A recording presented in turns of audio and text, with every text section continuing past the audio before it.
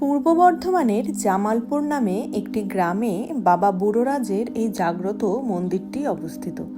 মন্দিরটি শিব মন্দির নামে প্রচলিত থাকলেও এই মন্দিরে আসলে মহাদেব এবং ধর্মরাজ এই দুই দেবতার পূজা হয় একই লিঙ্গে, এবং আশ্চর্যজনকভাবে লিঙ্গটি মাটির ভেতর গর্তের মধ্যে অবস্থিত।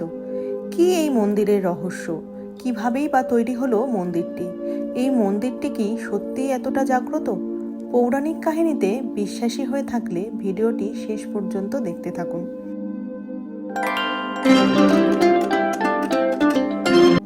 আমাদের বাড়ি বেথুয়াডহরি থেকে মোটামুটি 105 কিলোমিটার বাই রোডের ডিস্টেন্সে এই জামালপুর গ্রামটি অবস্থিত। সকাল 7টায় সপরিবারে বেরিয়ে পড়লাম মন্দিরের উদ্দেশ্যে। আমাদের যেতে এই ঘন্টা তিনেক মতো সময় লাগবে। প্রতিদিন সকাল 8টা থেকে পুজো শুরু হয় আর মন্দির খোলা থাকে সন্ধে 7টা পর্যন্ত। তবে বাবার বার মানে সোমবারের ভক্তরা পুজো দেওয়ার জন্য বেশি ভিড় করেন। দূর দূরান্ত থেকে ভক্তরা আসেন এই মন্দিরে পুজো দিতে। আর আসবে নাই বা কেন, এখানে মানসিক করলে মানুষের দুরারোগ্য ব্যাধি সেরে ওঠে, নিঃসন্তান দম্পতির সন্তান প্রাপ্তি হয়, এছাড়াও মানুষের যে কোনো মনোকামনায় পূর্ণ হয় বাবা বুড়োরাজের পুজো দিলে।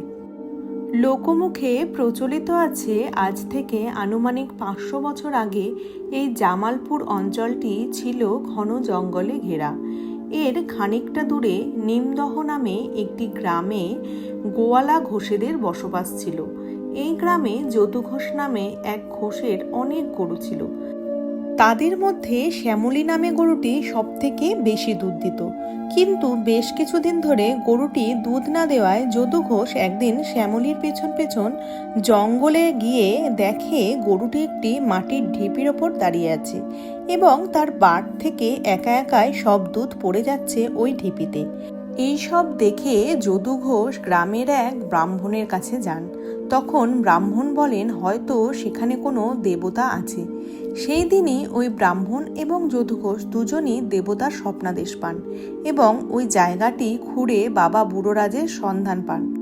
কিন্তু লিঙ্গটি ওখান থেকে খুঁড়ে তোলা যায়নি, তাই মন্দিরের স্থানও পরিবর্তন করা সম্ভব হয়নি। সেই থেকে বাবা বুড়োরাজ আজও একইভাবে ওই কুঁড়ে ঘরে বসবাস করছেন। একই লিঙ্গে বুড়ো শিব এবং ধর্মরাজের পুজো হয় এই মন্দিরে। সাধারণত শিবের গাজন হয় চৈত্র মাসে, কিন্তু এখানে গাজন হয় বৈশাখী পূর্ণিমার দিন। বাবা বুড়োরাজের পুজো দিয়ে বাড়ি ফেরার পথে আমরা যাচ্ছি আরও একটি মন্দিরে। নবদ্বীপ ব্রিজ ক্রস করে খানিকটা গেলেই পরে নৃসিংহদেবের মন্দির। শুনেছি এই মন্দিরটিও নাকি খুব জাগ্রত। এই নৃসিংহদেবের মূর্তিটি সম্পূর্ণ কোষ্ঠী পাথরের তৈরি, আর এই ঠাকুরের ভোগ দেয়া হয় পরমান্ন মানে পায়েস দিয়ে। নৃসিংহদেবের দর্শন করে আমরা প্রসাদ এবং জল খেয়ে উপবাস ভঙ্গন করে কিছুক্ষণ মন্দিরের চারিপাশটা ঘুরে দেখলাম। এই জায়গাগুলোতে গেলে মনটা না একটা অদ্ভুত শান্তি অনুভব করে। পরে কখনো এই মন্দিরের কাহিনীও শেয়ার করব আপনাদের সাথে। আজ এখানেই শেষ করছি। জয় বাবা বুড়োরাজের জয়। সবাই খুব ভালো থাকুন, সুস্থ থাকুন। একদম অন্য রকম একটা ভিডিও আজ আপনাদের উপহার দিলাম। কেমন লাগলো জানাতে ভুলবেন না।